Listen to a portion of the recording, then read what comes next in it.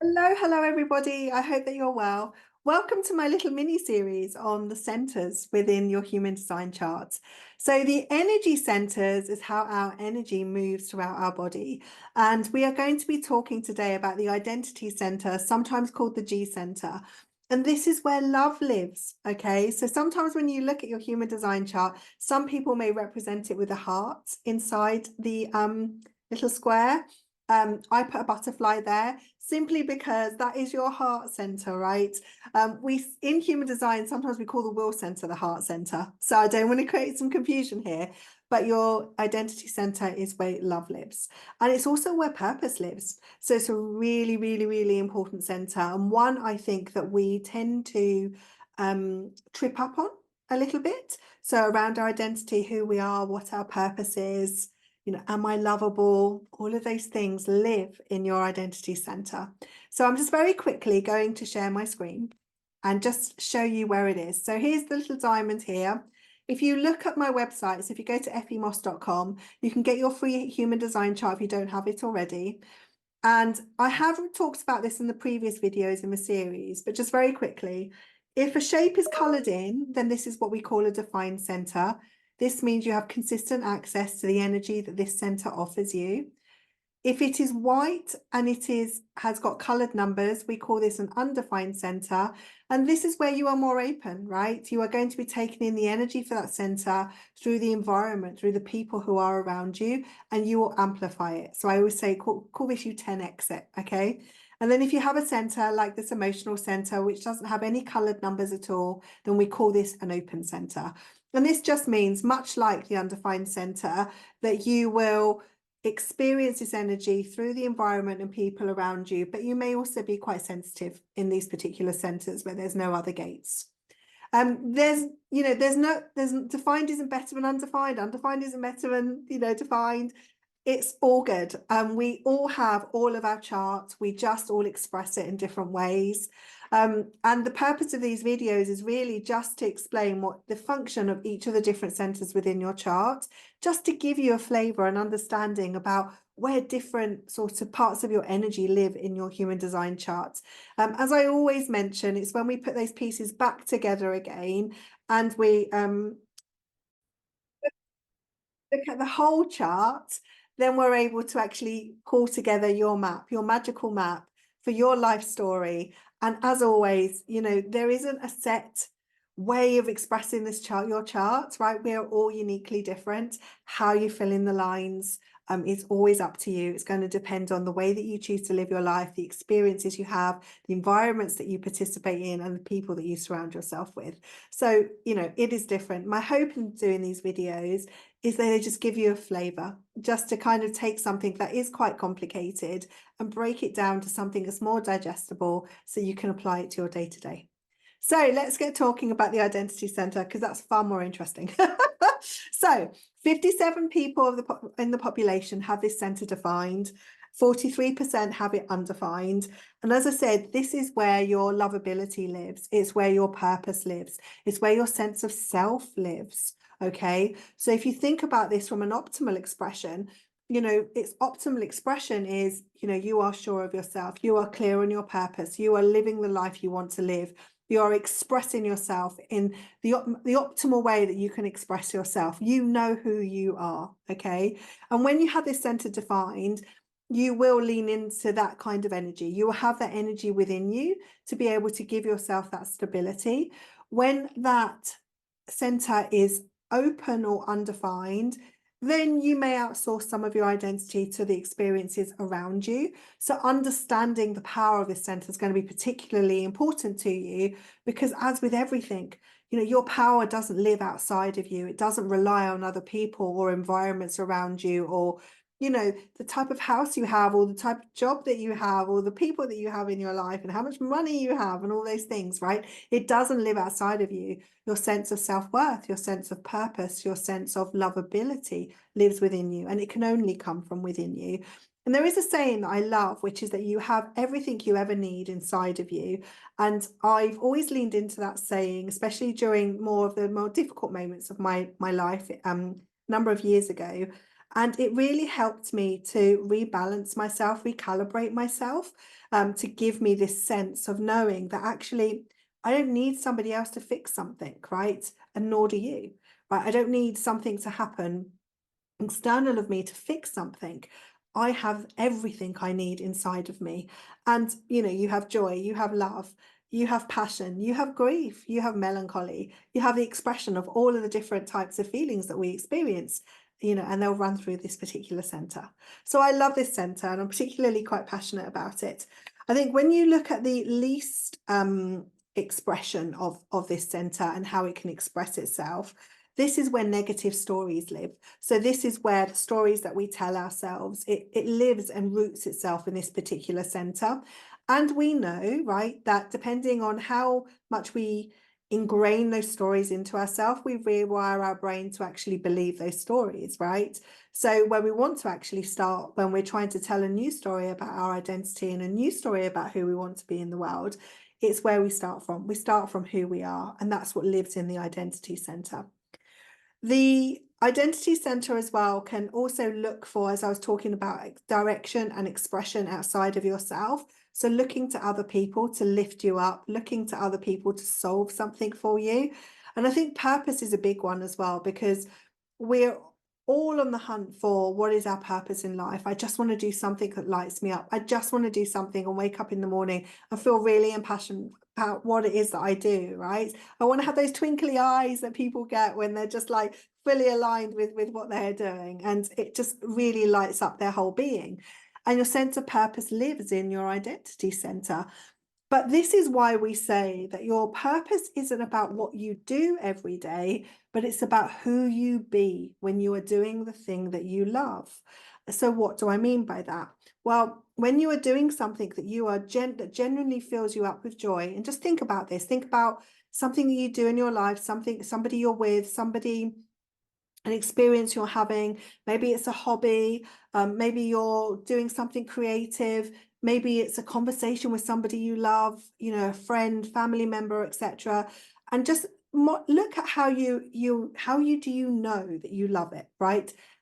What are the signs in you that you kind of go, actually, you know what, I'm really loving this? Or afterwards, when you've had that event, you kind of go, I really love that.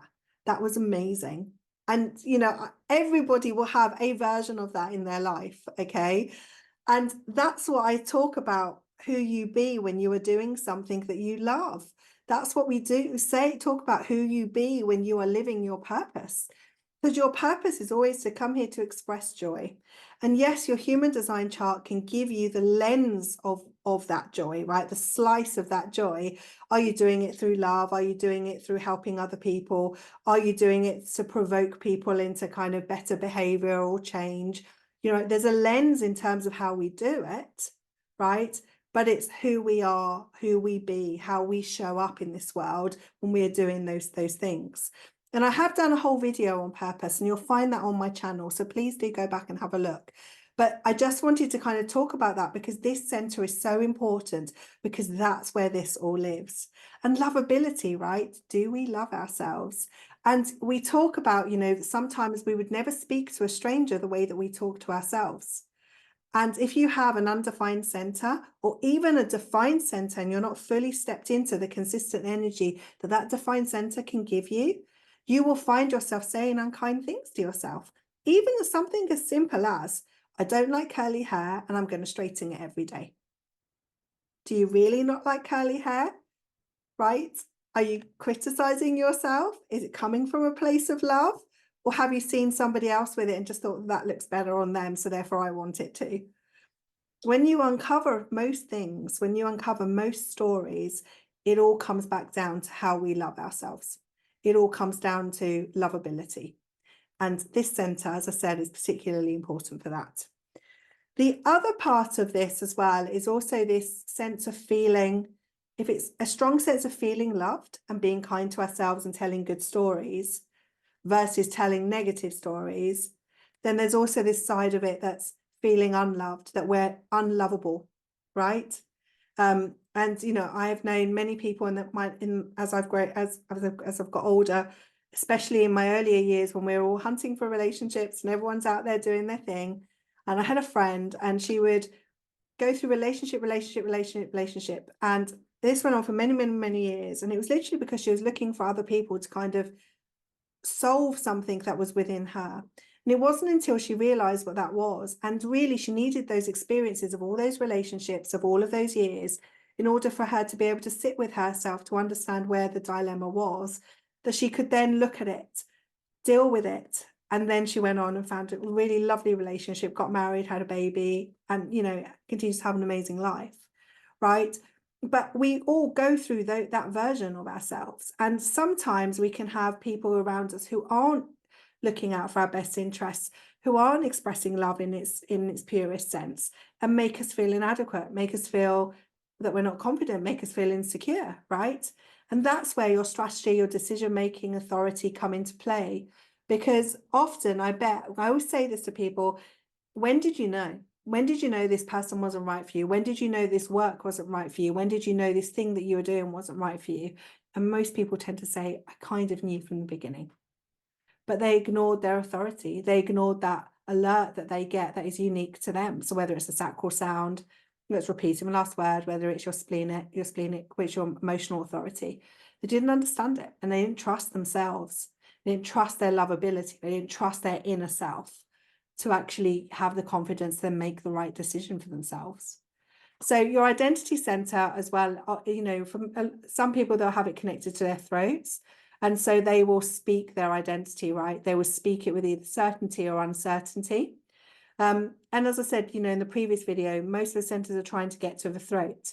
And so whenever I see an identity center expressed to a throat, I'm normally going to see one of two things. I'm normally going to see, yes, I love myself, I'm sure of myself, you know, I know my purpose, go, go, go. Or I'm going to see, no, I've got these challenges and I don't say nice stories to myself. I don't feel lovable. I'm not very confident. I don't know what my purpose is. And it tends to stem from this center.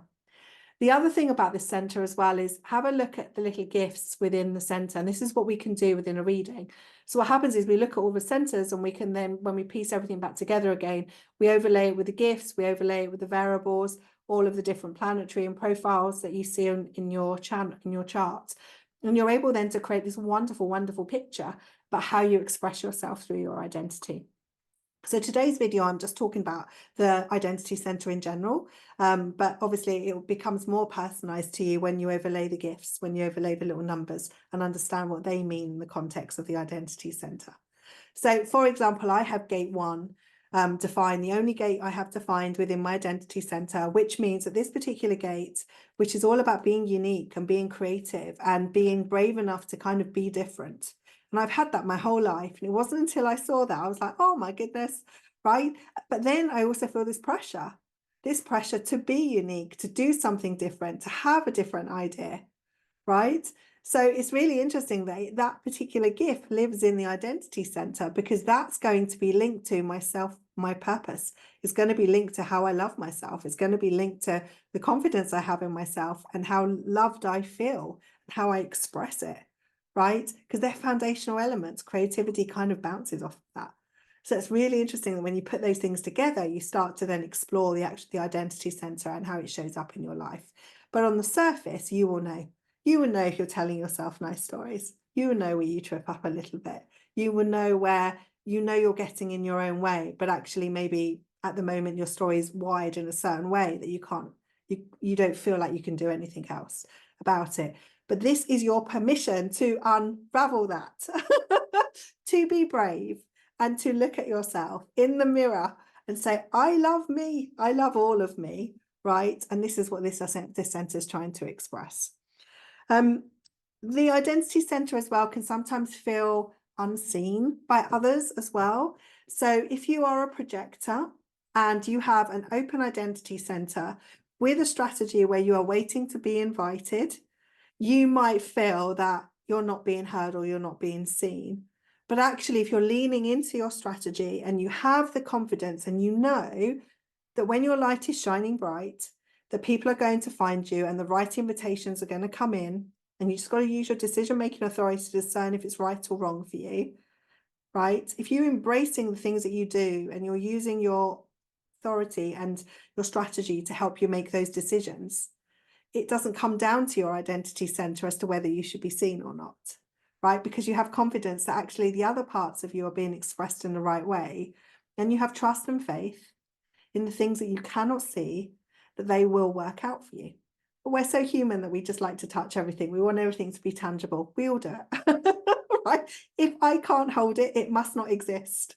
Yet we exist in a universe with so much magic and so much stuff that swirls on around us, and we don't see it, but we kind of believe it's there. And it's kind of the same principle. And I think this is why we have such a hard time with our identity center, because we can't physically touch it, right? It's something that kind of emanates from us, but it's the intangible. So let me know if you have a defined center or an undefined center. Let me know your thoughts around your purpose, self-love, where you are.